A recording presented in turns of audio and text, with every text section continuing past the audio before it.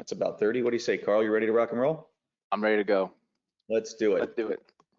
So happy Friday Eve, as I like to call it. Happy Thursday, everyone, on this lovely June 16th. In Northern Jersey, it is raining cats and dogs, or was this morning. So let's hope we get a reprieve for this coming weekend. My name is Leon Grassi. I am the Chief Marketing and Business Development Officer here at Saks. I'll let Carl introduce himself in a few minutes, but I just wanted to say, first and foremost, thank you for joining us this morning on this webinar. You may be asking yourselves, why is the Chief Marketing and Business Development Officer having an introduction on a technology-based conversation or an IT-based conversation? Well, it gets a little tricky there. I've spent half of my 20-year career in the IT industry, ironically. So my background has been both on the IT services side as well on the vendor side, selling software and solutions and services, very much like Carl does for us. So what I do think is important for everyone to understand, and I guess it's the why Saks technology question, is over the last couple of years, we have really focused a lot on what the future of our industry ultimately looks like. And there is a tremendous need in the marketplace for viable business consultants at our level, and that's really what we're striving to become on behalf of our clients. So we have a 65-year history of supporting our clients in tax and accounting, and the reality is there's only so many buckets, right, in the world of business that we can ultimately support. There's finance, there's marketing, there's HR, and technology has become one of the more important of those buckets in recent years. It went from being a cost of doing business to I can't do business without it. So it is in, the best interest of the firm to genuinely understand the implications of technology on our clients and to be able to become true consultants from a business standpoint to them. So in addition to focusing on the core solutions that Saks has always provided for our clients, we want to be able to ask them about their business initiatives and be able to bring people to bear, like Carl and his team at S2, to say, hey, listen, there are some major business initiatives that you've uncovered that, and we can now help you to achieve those initiatives through strategic investments in your IT infrastructure, in your strategy, and everything that goes along with that. So it is directly linked to what we do for our clients on the tax and accounting side, but also on the wealth management side and also on the investment banking side. So Saks is really embracing our true advisory approach to how we operate as an organization, and Carl and his team at S2 are a perfect representation of that. So what I ask you all to do today is to pay attention to what Carl is presenting to us. This is a very, very hot subject and hot topic in the marketplace right now, has been for quite a few years, and probably will be even more important as we move forward and start to embrace new technologies in the marketplace. Cloud is a tremendous conversation for businesses large and small these days, and there are always security implications associated with that. So I ask that you pay attention to that and embrace that, and feel free to ask questions, as I commented before, and engage.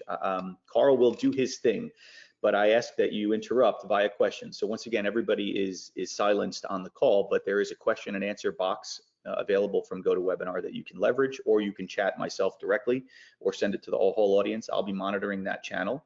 And like I said, feel free to ask questions, to offer guidance if anybody has come across any situations in their own business where cybersecurity, ransomware have been issues for you. I would suggest that you drop a line in there so we can talk about it.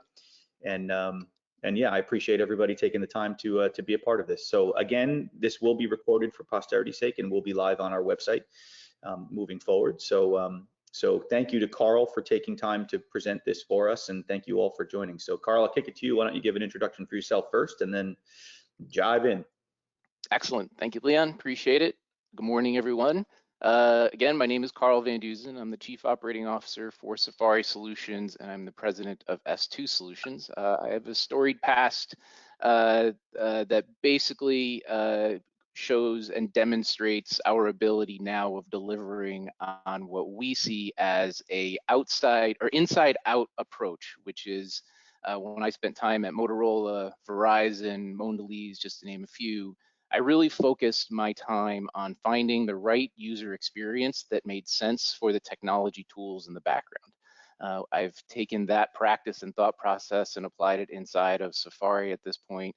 And within our joint venture between Saks and Safari, we're now able to take that same type of approach and apply it to all aspects of what we do inside of S2 Solutions.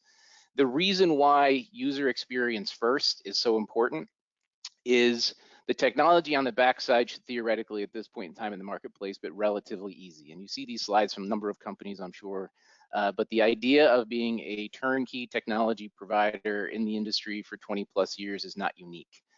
Anybody can do that inside of the technology space. Being able to do that and making sure that the technology tools that are being consumed by large, mid-sized, and small companies today is a challenge. Adoption of technology is the most important piece of the puzzle to leveraging technology and making it part of your ecosystem, no longer to support your business, but actually to drive your business, to enable your business, to create growth and strategy for your business, knowing that technology is now at the forefront of everything we do and how we deliver, how we communicate, how we execute.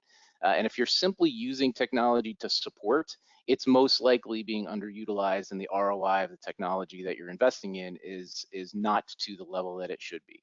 So our entire approach with everything we do with all clients within our firm is finding the ability of creating bottom line savings with top line growth, leveraging technology in its natural state. Meaning we try to buy, not build. And what we're going to talk about today is really finding off-the-shelf things and thinking to be able to support supporting a proper cybersecurity environment without creating Herculean investment that is untouchable in certain cases when we know that we need to have it be touchable to be able to support keeping your brand and your data within your brand protected as much as possible. Carl, so, can I add real quick? Yes, if you sir. don't color commentary for the audience. That's one of the things, by the way, what Carl just said that was so appealing about Safari Solutions to SACS. You know, there are a lot of IT services organizations out there, and I don't want to sell against them, but there are a lot of service organizations that will, to Carl's point, you know, come forward with very, you know, pricey and complex solutions to solve what should be a relatively simple need. I think one of the strategic advantages that Safari or S2 in this situation has is that Carl and his team really focus on high-level strategy, right? They are agnostic when it comes to technology or when it comes to hardware, vendors, software, et cetera. And it's really Carl's, you know, what makes Carl so good at what he does, and I'll beef him up for a second, even though I'm sure he's pretty humble, is that they don't push product and software and solutions. They try to understand the big picture of your organization, what challenges you have. So from a cybersecurity standpoint, the more they understand how your business operates and what you're trying to achieve, the easier it will be for them to guide you through that conversation, not necessarily to just come in and say, oh, you need this because this is what I sell, right? Which is very often a situation in this marketplace from a technology standpoint. So again, that's what ties them so closely to SACS, is that we both have the same objective, which is to try to understand what you're trying to achieve and then find the most cost-effective and the most efficient solution to ultimately develop, you know, the right end product for you, which in this case is a secure infrastructure, you know, without any, you know, risk of major issues. So just my 2 cents for what it's worth, Carl. Yep, absolutely. The way we go to market together, thank you for that, Leon, is we understand you and how you operate and what your business is. And then from there, we wrap the right technology solutions that are right size for you. It's not a one size fits all. We always make sure that we're catering specifically to your operation and your business. Every single client is its own little business operations unit within my company. And we do that because we give you the care and feeding and understanding that you're unique to your operations without it being you having to fit inside of our operations, which is unfair. And it also creates a bloated cost for you that, again, we're trying to drive costs down to be able to increase top line performance while leveraging the right technology tools. We have no allegiance to any of the vendors, manufacturers out in the industry. We, again, first think and talk and listen, and then we present you with tools that we believe would be the right solution. We are completely agnostic. We do not care about the overall tool. We care about the success of the tool operating and driving inside of your business. So let's talk about cyber a little bit. Obviously, 2022, 21, and 20 really created a focus on cybersecurity, mainly because of the pandemic driving folks into their homes, still having to operate inside of businesses. We've seen a massive uptick in cyber attacks over the past 2 years alone, increasing about 31%. In years prior, we would see cyber attacks increasing every year between 3 and 6%. this increase in attacks is absolutely unprecedented and would bring cybersecurity directly to the forefront of where we need to really start thinking about how we consume technology and how we keep ourselves secure. The cost of cybersecurity and cybercrime will be predicted to hit $10.5 trillion in 2025. That's a number that's absolutely staggering. What's important to understand is in the mid and small size business area, the average attack can actually impact an organization by about $200,000 of actual impact. And what we've also seen is that 30% of companies simply can't rebound from a cyber attack, whether it's because of the investment to be able to recover or because the brand has been impacted too drastically by the actual cyber attack itself. One of the things that has not been thought through yet is identity fraud. Losses are basically tallied around $56 billion.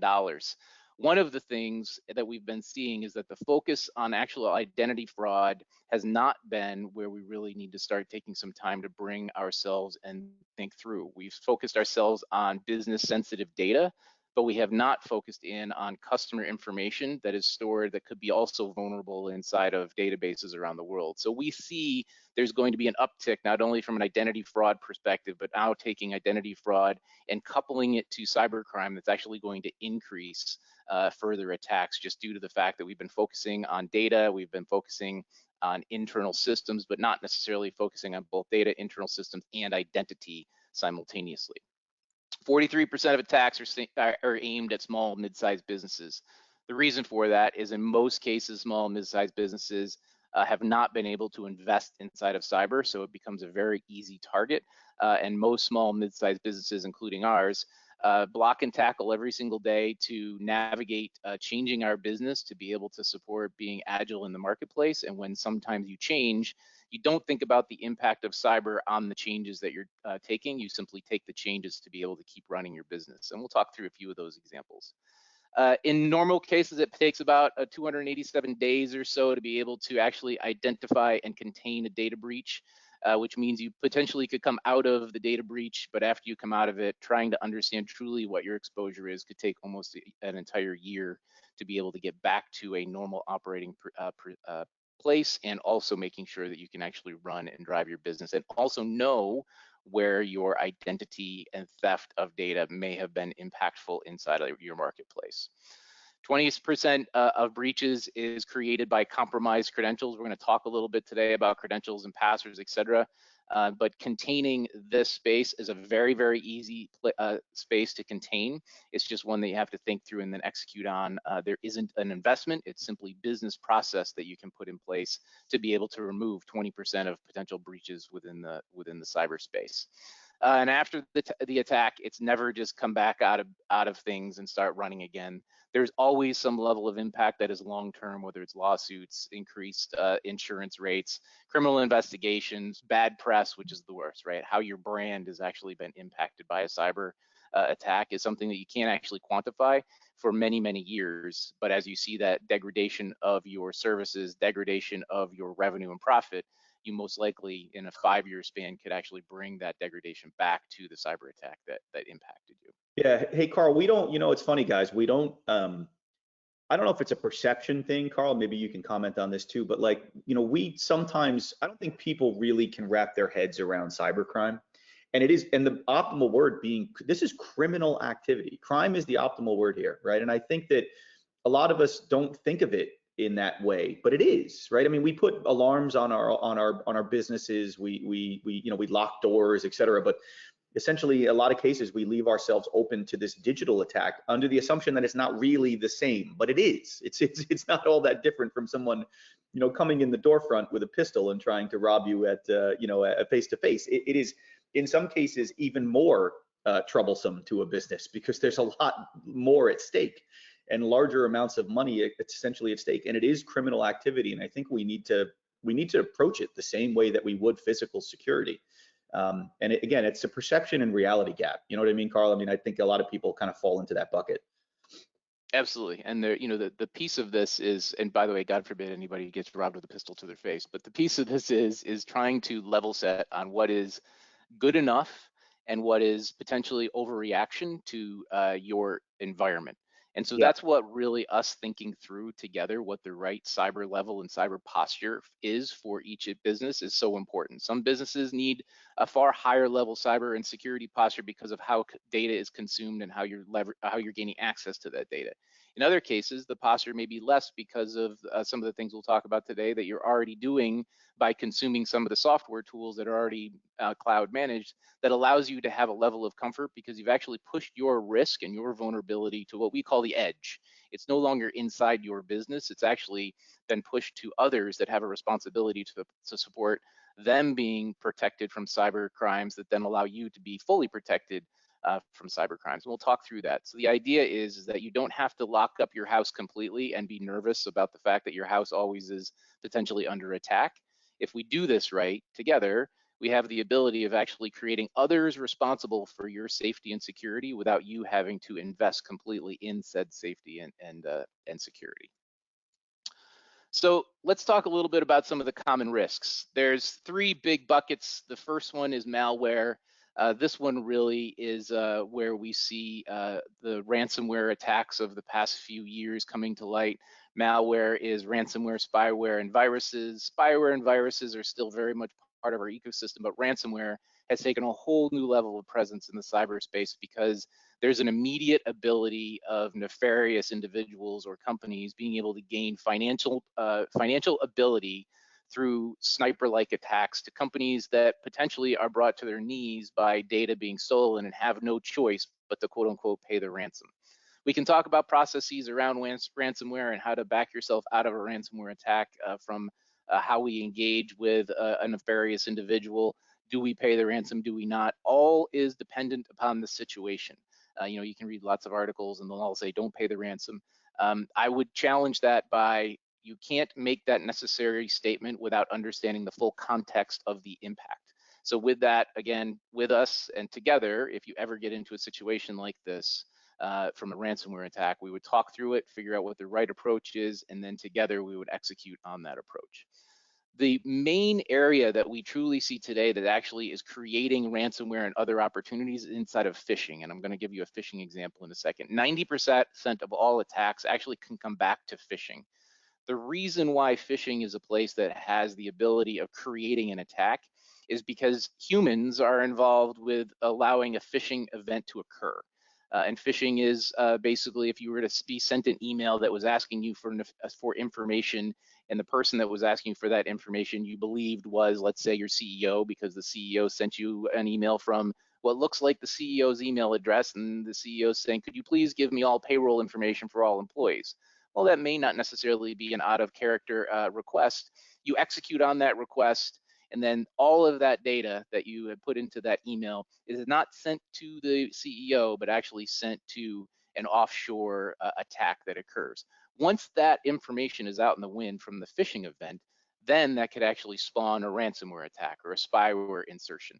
All variations of attacks can then take place. So the attack of phishing actually can be the catalyst for further attacks down the line, including the third one here, which is man-in-the-middle or eavesdropping attacks, where let's say you send all of that data to that nefarious individual, and once that data is there, that allows that person to respond back to you. And when they're responding back to you, they actually put into your environment a software appliance that actually starts listening to all communication that's going back and forth on the network.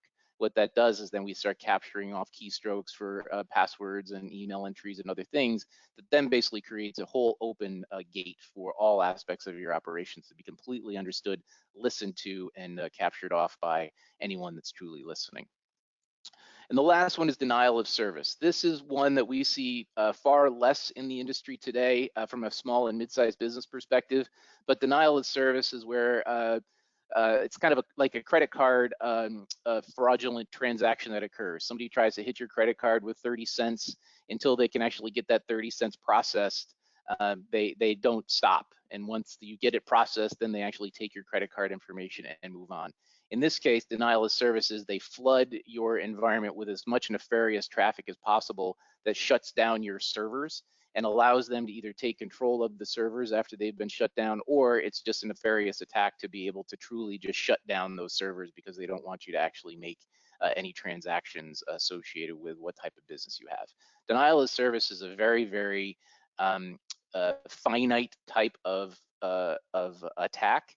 And if an attack inside of a denial of service environment occurs, there's an easier ability of actually backing out of a denial of service, except if that denial of service then creates the ability of taking control of all of your data.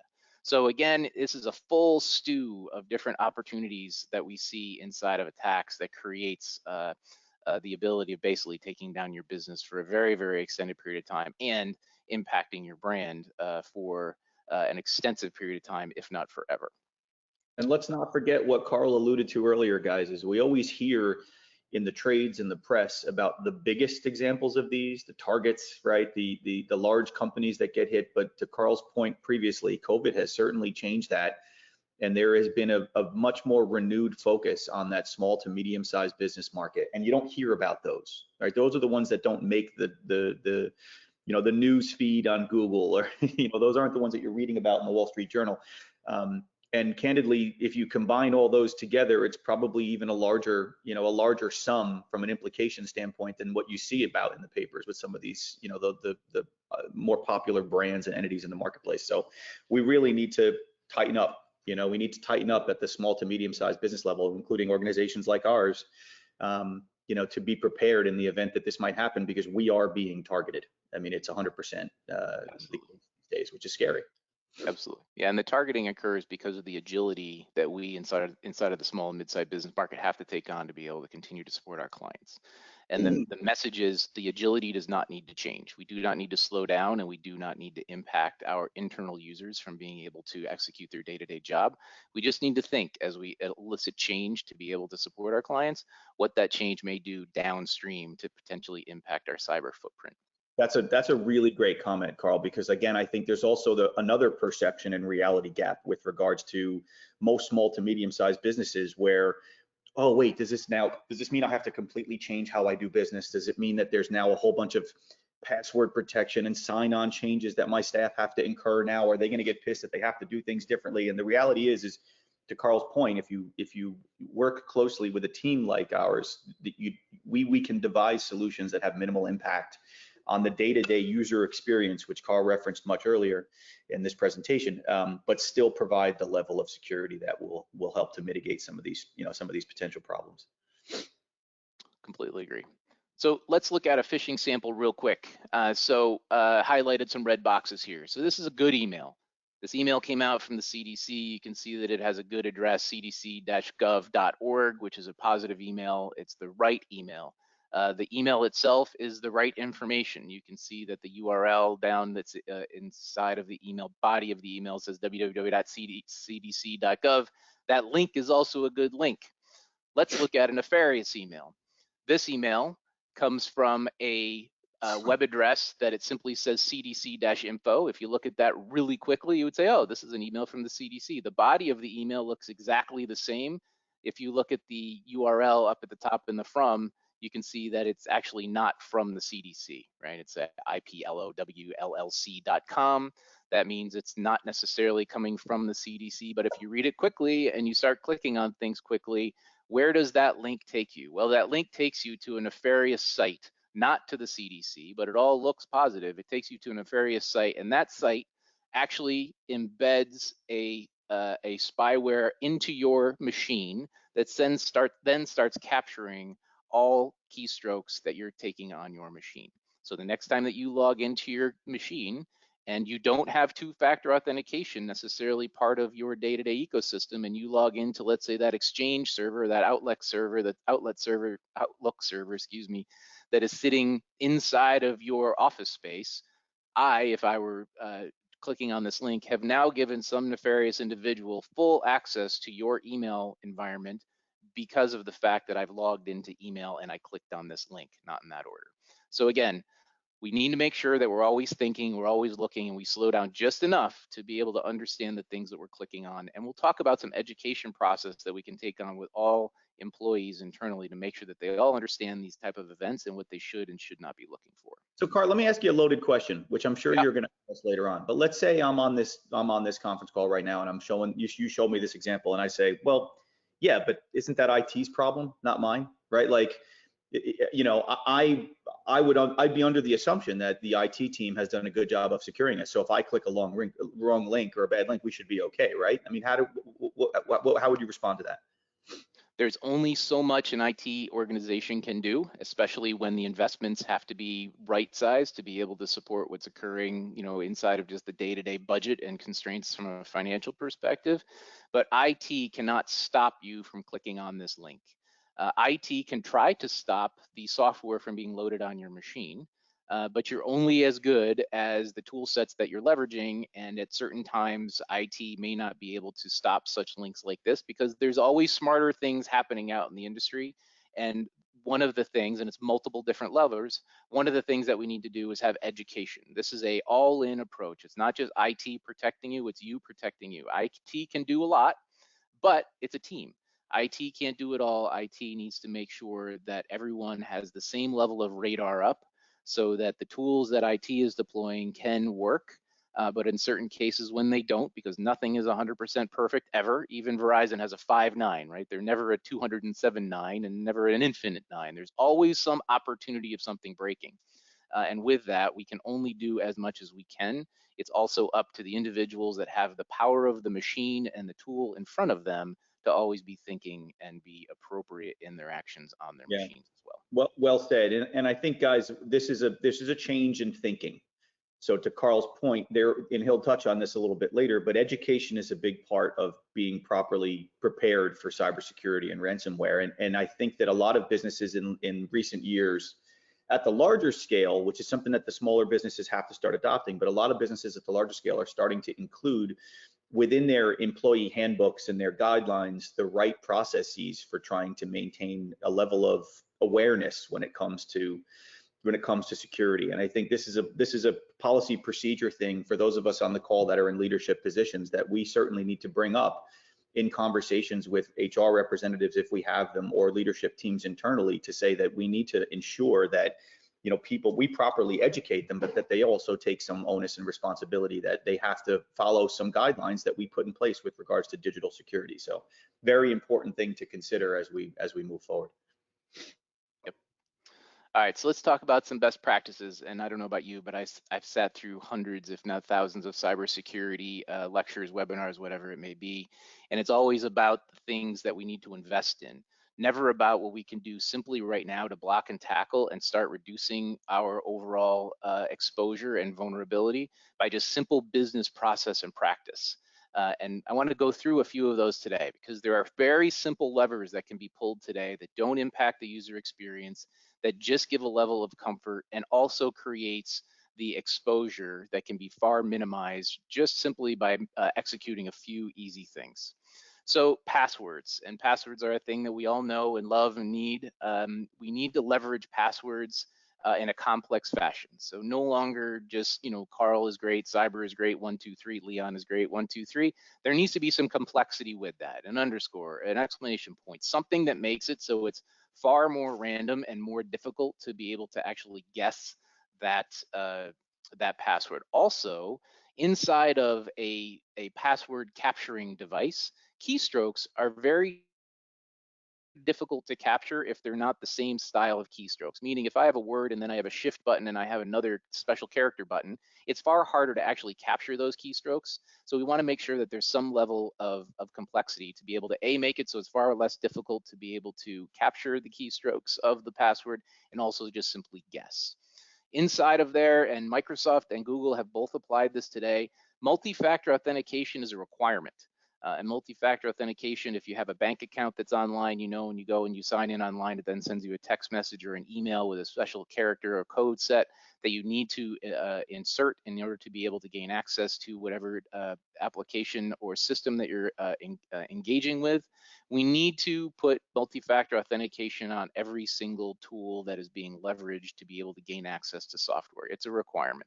Microsoft has now made it that if you don't have multi-factor authentication in your environment, over time they will actually shut down your quote-unquote Microsoft tenant or limit the type of licensing that you can consume from Microsoft, because Microsoft doesn't want to take on the risk of you inside of their Office 365 or cloud environment. Google has approached the exact same thing, especially inside of schools for Google. They've applied a multi-factor authentication requirement to all students and teachers due to the fact that, again, nefarious activity can occur if passwords are captured. If you validate and understand the identity of the human that's gaining access, it's far less likely that the person that has both the right password and the right code from the device that is the second factor that truly is a nefarious entry into the environment. Very simple thing you can do today. Yes, there is a little bit of a user change here, a user impact. You know, some folks that haven't had complex passwords, it's hard to start remembering a pound sign inside of your password. And when you have a multi-factor, there's one more step that you have to take. But all things to make it so you're very easily protected, and it reduces your risk almost by 25%. And also, we'll talk about cybersecurity in a minute. If you start looking at cybersecurity insurance, excuse me, if you start looking at your insurance riders and you were sent a questionnaire about with a cyber rider asking you questions about your environment, the first question on almost every questionnaire I've ever seen is, do you have multi-factor authentication enabled?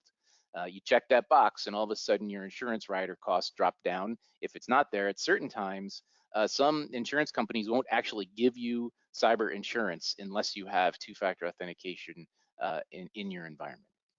So note to self, change password from pet's name plus birthday, right? You're saying yes. to get. Yep, I would say that is appropriate. But here's good news for you. I'll make sure I make. Right. So here's some good news for you. So way back when it was, you need to change your password, change your password, change your password. And for those of you who have been inside of the IT space or felt this pain, how many times have you changed your password after 90 days and you go on vacation and you can't remember your password when you come home? Hundreds of times. Right. And so inside of the IT space, the number one service desk a question that we always get, thousands and thousands of requests, is password reset because you forgot your password because you just changed it, or some variation of password issue has occurred. In the past year, there's been new information from NIST, which is a compliance body inside of the United States government. There's been this new thinking around the fact that passwords don't necessarily need to be changed. They need to be what we said at the top, complex, and also a two-factor authentication. Because what's occurred, I don't know about you, but you change your password and you change it from Carl is great 123. Now I need to change my password. Guess what? Carl is great 1234. At some point in time, that's easily predictable. I know that when a password reset happens, because Carl doesn't want to create complexity, it's just going to be the next number sequence. Removing the need to reset passwords is a fine thing to do if we do what we set up at top. You have to have a complex password and you need to have multi-factor authentication. So if you do that and you impact your user's experience just by a little bit, you then can reduce the user's challenge with always having to reset their password. And you can also reduce the inbound help desk or service desk tickets for requests from users asking for a password reset because they forgot their password. Again, password resets take time. It takes time for your users. They're sitting basically not being able to gain access to systems. So there's some soft cost efficiencies that we can also gain by putting some of these best practices in place. So password management is multidimensional. We need to have multiple things in place. Operationally, we need to think through passwords. Two-factor authentication, or 2FA, needs to be leveraged in all systems and all things we do. And at certain times, we need to blacklist common compositions of passwords. If we've asked Leon for a complex password, and every single time it's his pet's name plus one pet's name, and make it so that password can never be used inside of an ecosystem. All things that make it so we start forcing this business process, and forcing that, again, reduces our exposure and our vulnerability. Leverage a password management tool. I know multiple people who save all of their passwords on a piece of paper that they have a big binder for, or in certain cases, I have a contact in my cell phone that has all of my passwords entered in, or you've cached all your passwords into your web browser. All three of those type approaches creates high level of vulnerability, high level of risk. If that phone gets left in a cab, I have the ability of getting access to all of your passwords. If that binder that's left on the kitchen counter is taken by a kid and put in a car, and then that car is stolen, all of your passwords are now in the wind.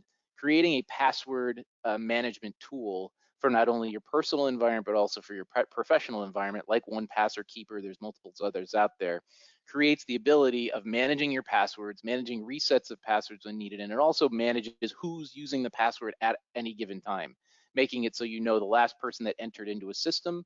And then if you know the last person that entered into the system, you can also manage any system changes that occurred to ensure that you're completely and utterly buttoned up. And you can also manage any password associated with a multitude of systems that we all have access to.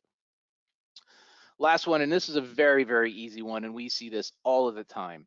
And this isn't just with Office 365, this is also with Google or any other enterprise type of system that you're leveraging.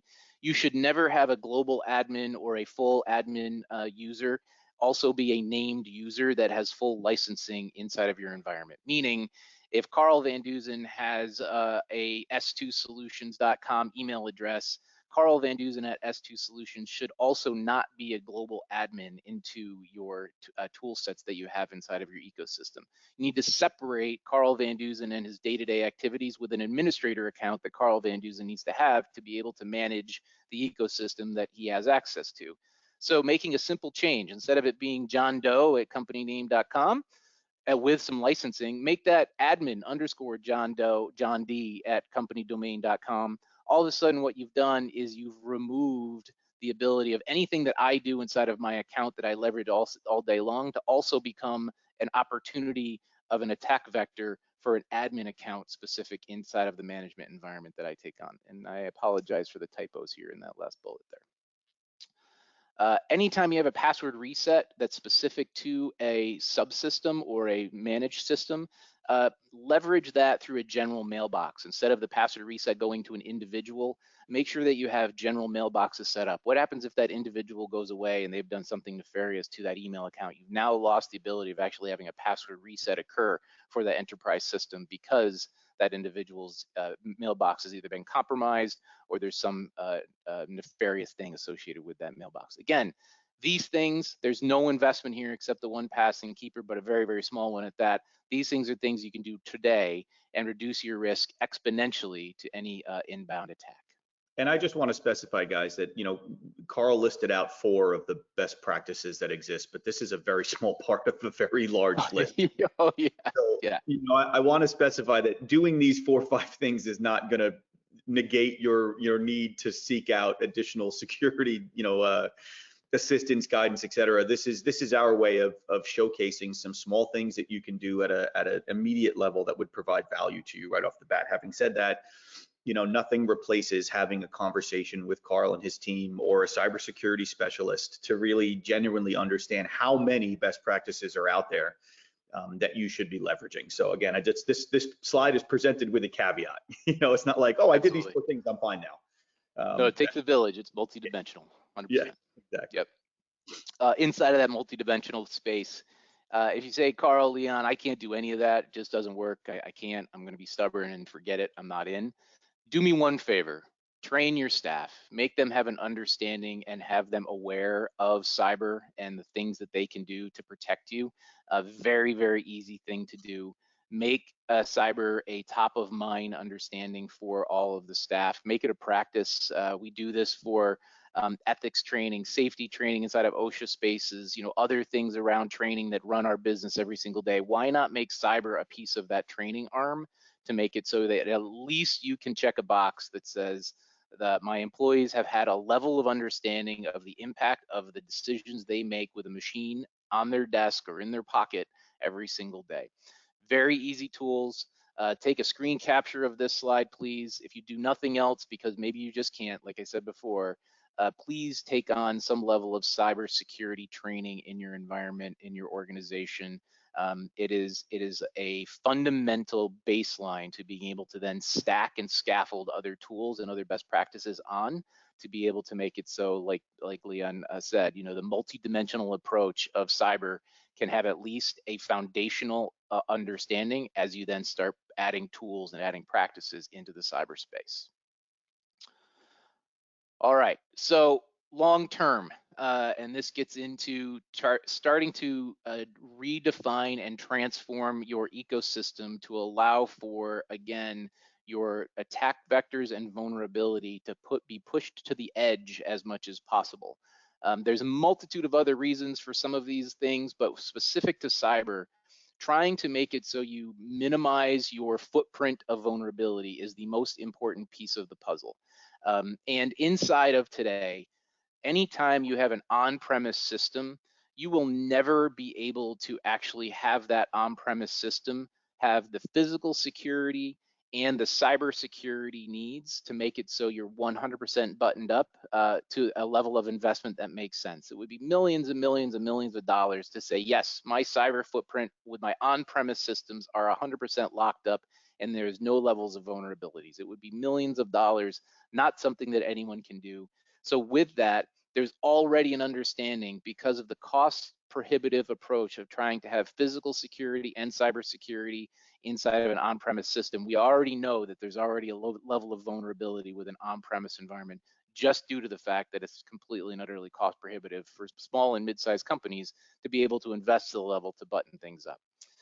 In most cases that we've seen, patching must be highly managed. You're not going to have someone else managing and patching systems on your behalf. It's going to be someone internally or a third party that's trying to do that. It's a highly managed environment. It requires 24/7 monitoring, creates another attack vector because of the actual monitoring environment. And potentially you're also scaling your staff to be able to support those on-premise systems. You have now very proprietary understanding of your systems, very dedicated staff members to some of these systems. We have a client right now that we're talking to that the CEO actually runs the day-to-day technology operation while he's trying to run a business. Just not something that is sustainable nor scalable. So Yeah. as we start, go ahead.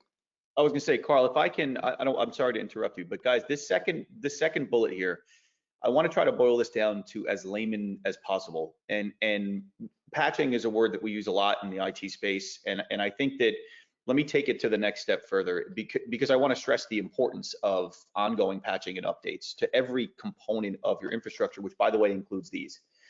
So manufacturers, software developers, providers, Apple themselves are constantly doing their best to make sure that they are providing the best possible security that they can on their independent platforms for their clients.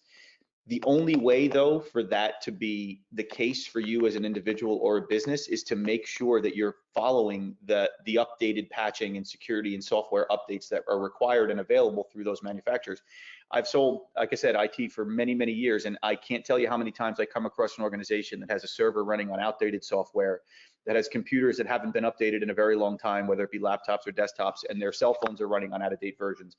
Again, those manufacturers and companies are doing their best to make sure that they are providing the best possible security for those devices and that software. So make sure that you are working with your IT team staff, if there is one, or if, to Carl's point, if there's a CEO who's also managing IT, take the time to make sure that all of your devices, all of your software is running on the most up-to-date versions of that software, because there are security benefits to doing that. Sorry to interrupt, Carl. That's always missed, I think, in the wide world of small businesses.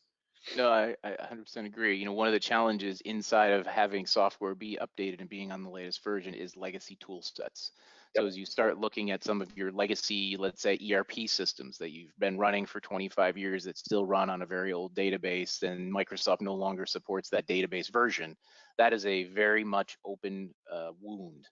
Yep. And that vulnerability can create huge opportunity for points of entry. So it's not just about patching the systems, it's also about looking at the software and the devices that are running that software, and making sure that we can either modernize the hardware or make bigger steps and have to start modernizing the actual software package itself. Yep.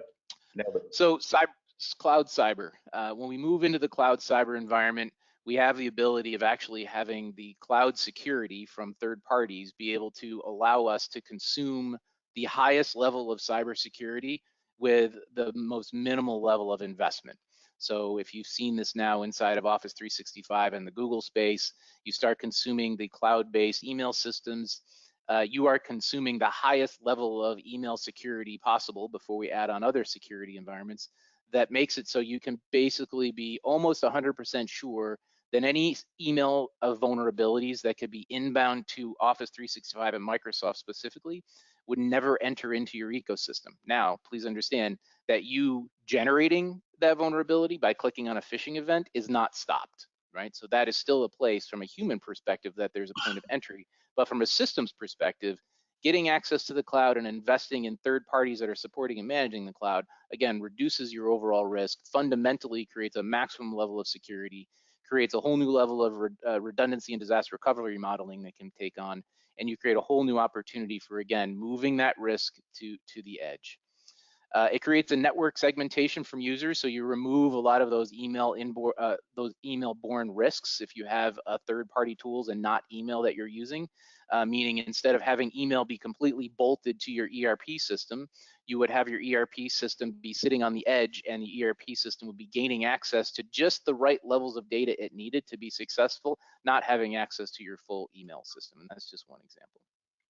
Any SaaS product, software as a service product that you can gain access to out of the box creates you being able to consume the full maintenance package from the software manufacturer itself. So what Leon just talked about, of patching systems and making sure they're all up to date, and you having to take that on. If you start consuming things that are off the shelf and from licensed software tool sets, everything associated with maintenance and updates is all driven and owned by the actual software manufacturer. Again, reducing your overall a need to be attentive to the tool, and also having to create any level of operational impact when tools need to be updated. And then patching and making sure that all systems are reliable, all things that when we get into the cloud and we start leveraging third-party cloud solutions, we allow the third party to run and drive and support your reliability.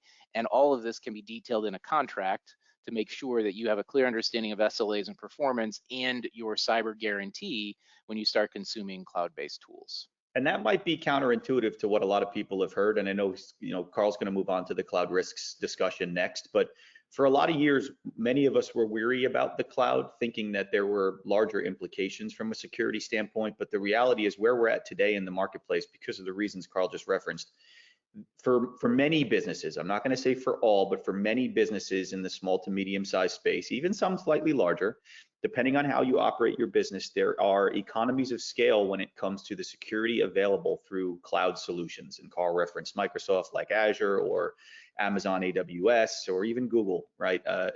These guys have really done a good job of providing the level of security that wasn't there previously in the cloud. So I think it's something that may be counter to what you've heard in the past, but definitely worth discussing with somebody like Carl as we move forward, because there's advantages there for a lot of businesses, especially when it comes to the money associated.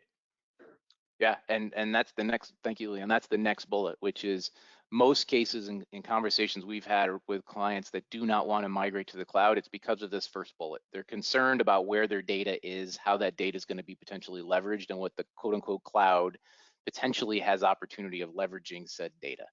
Yeah, Carl, we just got a question, if you don't mind. We got a question from, please. We've been advised that it's best to wait to apply patches to servers. What are your recommendations?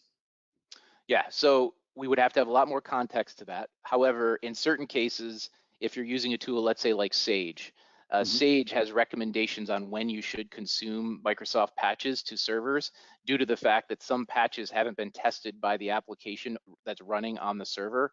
And those manufacturers like Sage want to test those patches completely before they actually implement the patch to the server, because that could break some of the overall application itself that you're running. There's also an awful lot of connectivity to servers. So there's little APIs, there's little data sets that are handshaking across servers. There could be little applications that are running to create that orchestration of data between multiple different systems. Anytime you add a patch to a server, there might be the impact to that server and that application because of the said patch. And in other cases, from an operations perspective, some of the patches require reboots. And when you reboot a server, you have to take all your applications down and then bring them back up. And in certain cases, we don't want to do a reboot during the day. We don't want to do a reboot during peak operations. We have to find a time that we can actually plan for that patch to be deployed, because it's going to require a reboot once the patch is deployed. And in most cases with a server, once you deploy the patch and a reboot is requested, the server will start degrading in its performance because it's looking for that reboot. So you're almost forced to do the reboot. And in some cases, you don't want to do that, obviously, during the day. And in other cases, again, we don't have the context completely for this question, but in other cases, there are some clients that they're afraid to reboot their servers because they're 12 years old, and the last thing they want to do is have that server not come back up because they're still on the edge of being able to run their business with their current investment from a hardware perspective. Okay, so back to some risks. So privacy, obviously, when you're taking your data and putting it in the hands of others, there could be some privacy risk. Again, not ever buttoned up 100%, no guarantee here, but most cloud providers are very well buttoned up to make it so that the risk associated with your data getting into the wrong hands is not going to occur. And you can also detail how your data is leveraged by a cloud provider in a cloud environment to make it so that it's clear inside of contracts how data should and should not be used. The only place I've ever seen a spot where you leveraging a third-party cloud environment could potentially have data risk and data leakage that you cannot control because of a contract with complete and utter transparency is American Express. American Express has some bolt-on software services that you consume for accounts payable services, et cetera. The minute you start engaging with American Express and you read the fine print, they actually highlight the fact that they can leverage all aspects of your data to do whatever they want with it. And it is not a red line that you can go back to American Express and say, no, thank you. It is literally a non-starter. So if you're leveraging American Express services, we're happy to talk through that. Make sure you clearly understand some of the exposure that you may have there. But it is an area that we found that a lot of clients are scratching their head on. Hold on, what's this sentence right here? It actually says that you can use my data for whatever you want, a thing that you really need to be careful of. That doesn't mean that we're bashing American Express or saying not to. No, I'm a proud member. We just have to be careful. That's to our proud American Express clients. We're just saying that they have, yeah. Proud member. Just all things you have to think about. You have to look through. You have to make sure you're taking the time to make sure you clearly understand. But again, it's not a fear of going to the cloud. It's just having a clear understanding so you can be knowledgeable and clearly understanding of where your data is and how it's being leveraged. Yeah, Carl, we actually got a response back to your response to the question, and Great. so the servers have gone without patch installs or reboots for 5 to 7 months at a time. Is that normal? That is not normal. Yeah. So we should create a better practice that has not 5 to 7 months going by. The Yeah. reason patches come out is because someone someplace has learned about a potential opportunity and vulnerability, and it could be either from the hardware perspective, it could be from the BIOS, or it could be from a new inbound threat. Pausing patches for that long allows basically for a long period of time of potentially that threat, whether it's from a hardware configuration or a true inbound cyber event, to be able to potentially come into your environment. And it is definitely not a practice that we would recommend. Yeah, that's something I would suggest contacting your IT team to have a conversation about if there is one, or if not, give us a call. But that's far too long. Again, there's a balance there, as Carl referenced, right? You want to make sure you're on the updated versions, but there are so many implications to making those updates, and you just have to make sure that you have done the homework to ensure that you're not going to, find yourself in trouble as a result of the patch. Yep, absolutely. And the last two here, misconfiguration. There's obviously times where you could be provisioning your cloud environment yourself, or an IT person is provisioning that. And any level of misconfiguration, which could also create user provisioning issues, could create opportunity for your data to be in the wind. Why this is important is if you're inside of a server, you're relatively well constrained that your data and your misconfigurations are going to be compartmentalized to said server. If you're misconfiguring things inside of the cloud, that configuration can obviously trickle its way down into a multitude of different things and could create possible opportunity. And then obviously the number one piece inside of going to the cloud is you have to have a level of transformation investment. And migration to the cloud can be costly, especially if you have legacy apps. If you have that legacy ERP system that you've been running on a XYZ type server for the past 15 years, whatever it might be, you would first have to lift and shift that legacy application to something net new and then be able to migrate to the cloud. So we see a lot of clients today that have been leveraging a legacy ERP system. They want to get to the cloud. That legacy system can't get to the cloud. And they have to actually invest in a new ERP system to be able to then get to the cloud. There's multiple different solutions to being able to quote unquote get to the cloud. We can move the server environment to at least a protected space so it's not necessarily in your building. We can move the hardware in a way that makes it so we can potentially be safer. There are things that we can do, but if you do have legacy applications that have not been invested in for years and years and years, and there's very custom code, that does become a potential high cost to be able to migrate to the cloud. And it may just become a constraint. We may agree that from a business risk perspective, it is a risk we're going to take. We protect it as much as we can, and we continue to move on because we simply have to be as agile as possible and drive the business.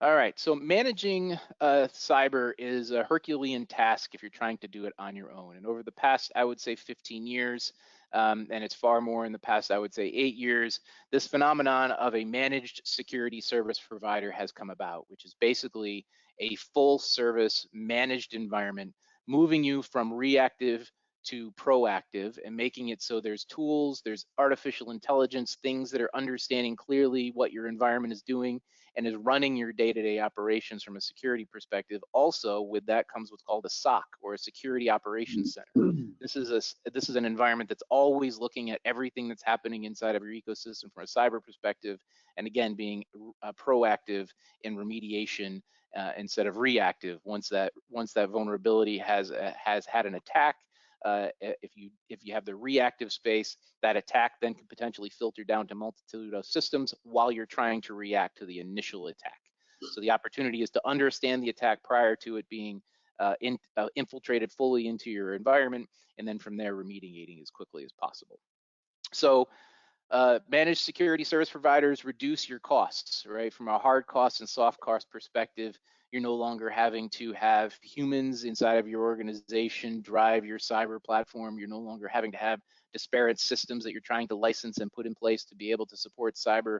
You can create a one-size-fits-all package to be able to support your cyber platform and footprint, and allow for a tool that is right-sized specifically to support cyber be in your environment, which will again decrease your hard licensing cost, decrease your soft costs of people having to manage things, and also increase the quality of your cyber platform. Leveraging a managed service provider like our cyber managed service provider, you're using a team that is already at an expert level of the organization. All they do is focus on cyber and understanding of cyber. All they do is making sure that they understand how to remediate when there is an issue. All they do is protect your environment. They're not trying to protect your environment and manage email. They're not trying to protect your environment and manage a data center environment and manage a network. They're just simply managing the security of your organization. Automatic detection. So this is where we get into the ability of actually having your environment be completely and utterly automatically detected. Sorry, 1 second here. I have some issue happening.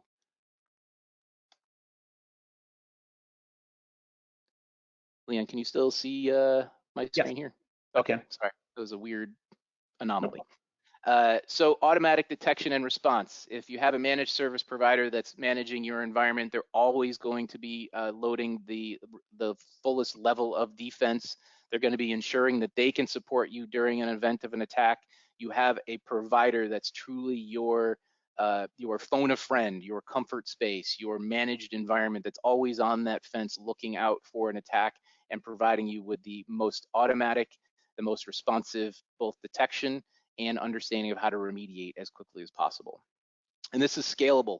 Instead of you having to figure out, oh, I have to buy new licenses because I just brought 4 new people on board, all going through different puts and takes of how much security you're going to put into your environment, the managed environment puts all of the right security in your environment. And as you bring people on board, you bring systems on board, you simply scale your existing managed security footprint to be able to support that natural scale that you have to your business. Instead of trying to figure out how to scale, these service providers scale for you.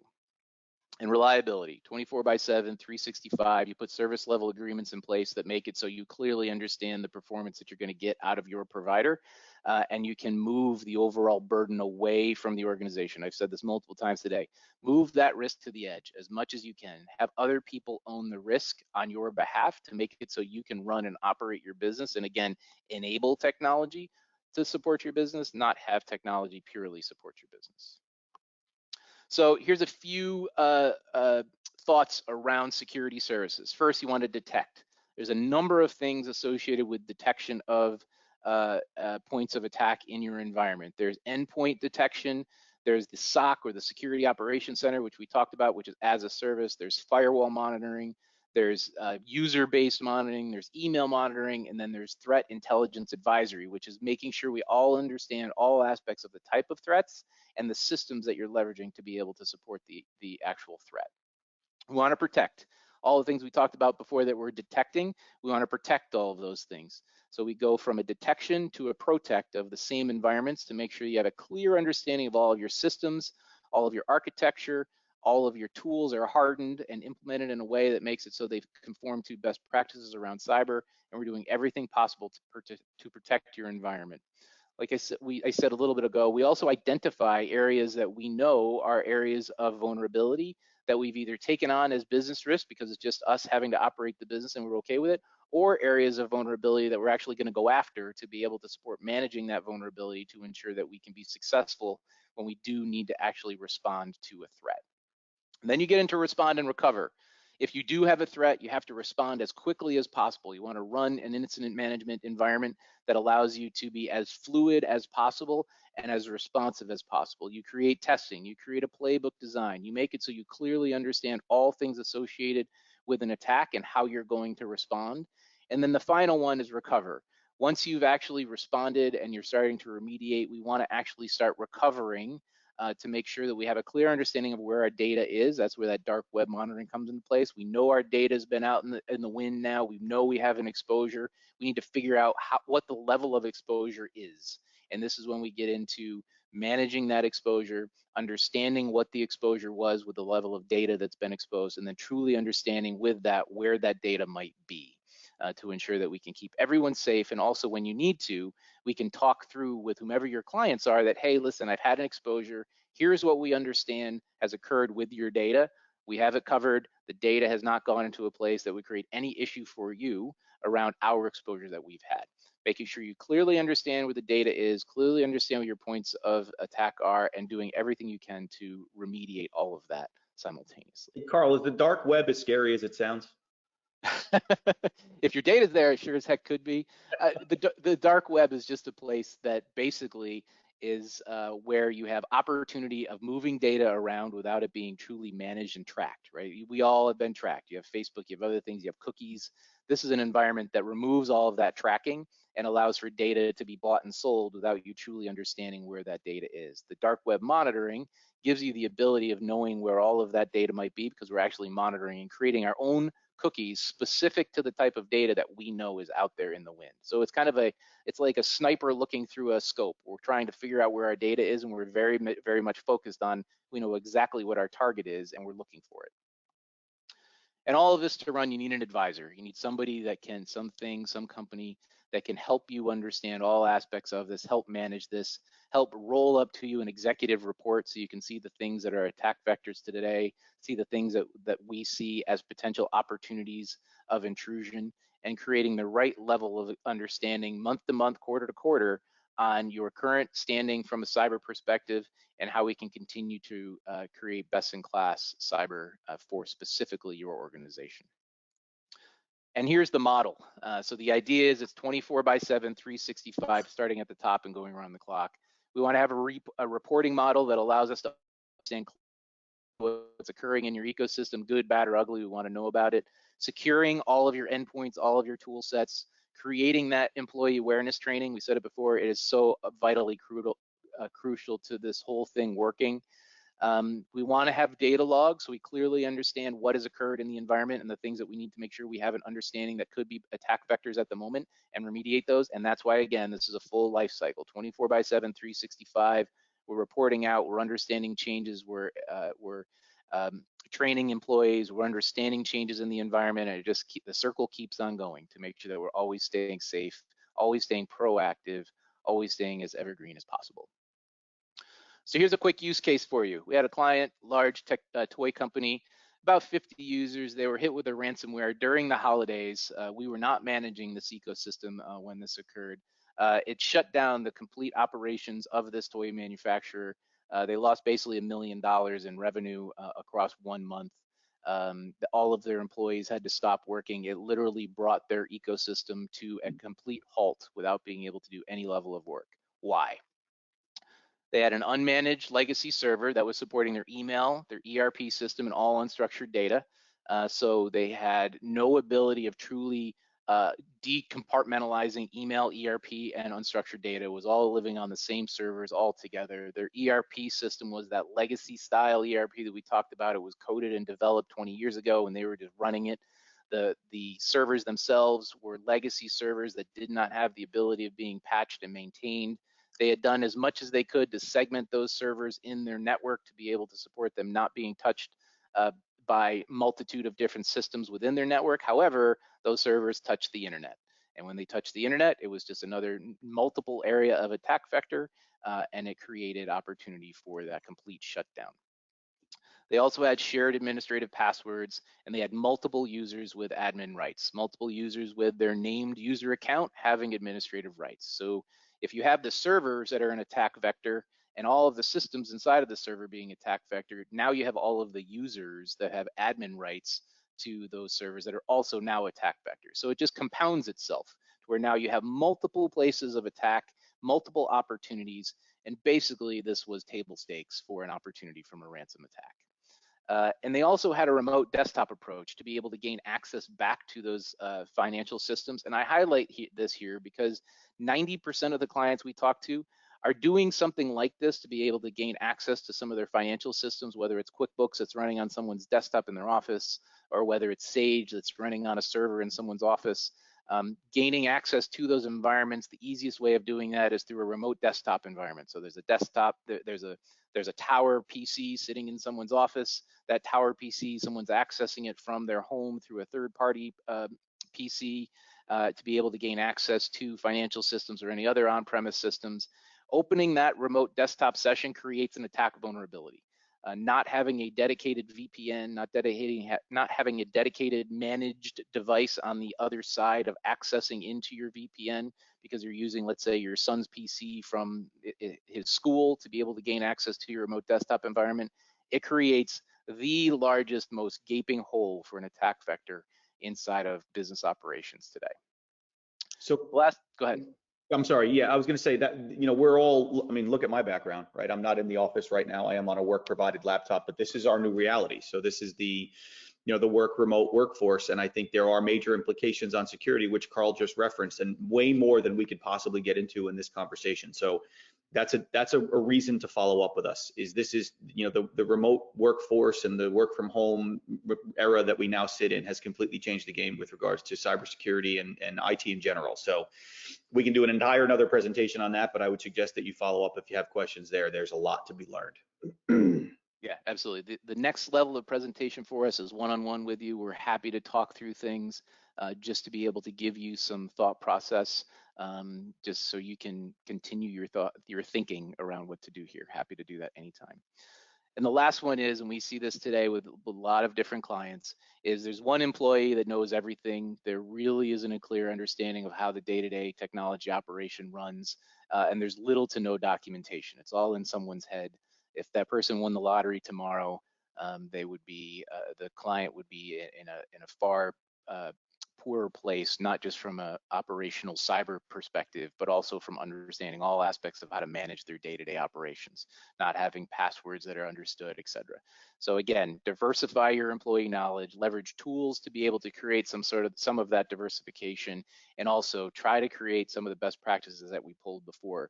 Just having the best practices around not having shared passwords and the multiple users with admin rights, with a little bit of further disclosure, if that had occurred in this environment, the attack vector would not have been able to be leveraged, because the attack vector in this use case was actually the user rights associated with that shared password for all of the different systems. So removing that would have created a far less of an impact, but still an impact nevertheless. So how did we remediate it? We basically just applied all the best practices that I just highlighted to this client. They were up and running basically in day 45 after being down for 30 days. They engaged with us. 15 days later, we had them back up and running, at least enough to be able to share email and begin manufacturing again. So they were able to fulfill orders post the holiday, but at least they were still able to fulfill some orders once we were engaged completely. We transitioned them into an Office 365 environment. They were already sitting inside of Outlook, and it was the easiest way of getting them up and running We are not either a Office 365 or a Google shop. We are agnostic inside of this to make it so that we can do the right thing for the clients and the user experience that the clients had. We temporarily relocated their existing server to a data center. We wanted to remove the ability of that server, which we could not destroy. We needed all the data on it. We could not change anything around the server. What we wanted to do was remove that server from the Office network to make it so that the Office network would never be another level of attack vector. So the thing that always happens inside of a cyber attack, you remediate once, they come back again because they now know it's an attack vector that they can come back at it. So we try to change the footprint and the topology completely, but in this case, we couldn't change the actual server. So instead, we move the server. We move it to what's called a colo, an environment that still operates as a data center for the client, but the server lives inside of that data center and makes it so that we were able to remove the building from being a critical piece of the puzzle, and have the data center, which is scaled appropriately to be able to support supporting servers in it, also from a power, air conditioning, all the other things associated, put it into a clean environment and allow that server to run there, but continue to support the legacy ERP system, because like I said before, that was not able to be torn down because of just the history and the effort to be able to move that ERP system. We implemented our 24/7 365 managed SOC and email environment, which also included all endpoints and security there. We implemented all the best practices, like I said before in the other slides. We purchased new laptops for the employees to remove that remote desktop modeling. We gave everybody a new laptop. What that did, it allowed them to go home and connect to the data center to be able to gain access to the legacy ERP system instead of using a remote desktop environment to be able to gain access. Again, removing that ability of opening up this attack vector of remote desktop. They needed new laptops and the desktop devices anyway. They were sitting at about 7 or 8 years with all of the devices, and it was just time. They were sitting inside of a very legacy ecosystem. We moved them to a VoIP telephony solution that allowed them to be able to support all aspects of their business without having to be tied to the overall ecosystem of the office. We also implemented a managed desktop and managed network solution, which gave them the ability of no longer having to rely on internal IT to manage patching of their desktops, manage security of their network solution. They were able to repurpose their IT team to actually focus on application management and no longer having to deal with the day-to-day management of their desktops and network. I think that's the last and final one there. So a few questions to think about. Do you have a cybersecurity practice in place today? This is everything behind the firewall. So anything inside of your operations, do you have truly a cybersecurity practice occurring? Do you have cyber insurance? We talked about this before. Typically, the proper cyber technology insurance rider, we can actually decrease that by 10 to 15%, depending on what best practices you have in place or don't have in place. Your users will have your users receive some formalized cybersecurity and awareness training. And the last one is, are you able to get your environment from the cloud into off of an on-prem environment? What is the risk to the brand and your data having both cloud and on-prem be an area that we can focus in on? And sorry, the last one, how do we truly support our remote workers from an information access perspective? Do they have access? Don't they have access? Making sure we can support that all day long. Sorry, I keep on saying it's the last one, but it's not. Is there one person that's holding the keys to the castle, right? If one person has clear understanding of everything and you as an owner don't, or you as an owner don't have systems that are supporting you have a clear understanding, this is where we really want to make sure we have documentation, clear understanding of all systems, and create awareness of everything that is operating in your ecosystem to support you being able to be successful if someone were to move out of your organization. And that is where I end. So, Carl, I don't know if I don't know if the slides are advancing. It may be a glitch on my side, but not a big deal. For the audience, I want to thank you for taking part today and joining us for this conversation. I actually dropped my my contact information in the chat. But we will follow up. This presentation has been recorded, so it will live on the website moving forward after today. And we're happy to answer any questions or comments that you may have. So we will send a link to that after it has been loaded up to the site, so that you guys can have access to it. And feel free to drop any questions, comments, and concerns to either Carl or myself. I put my email address in the chat if you want to snap it right now. And like I said, we appreciate your time, Carl. I don't know if you have anything else that you want to that you want to comment on, but we're getting some great feedback from the audience. Thank you, Mr. Robio, for saying it was great and informative webinar. I really I appreciate that commentary, and we're happy to do it. So Thank you. No, it's a great day. I appreciate the time. Thank you, everyone. Excellent. Thank you for attending, guys. We really appreciate it, and we're looking forward to the next one. So stay tuned. Have a great day.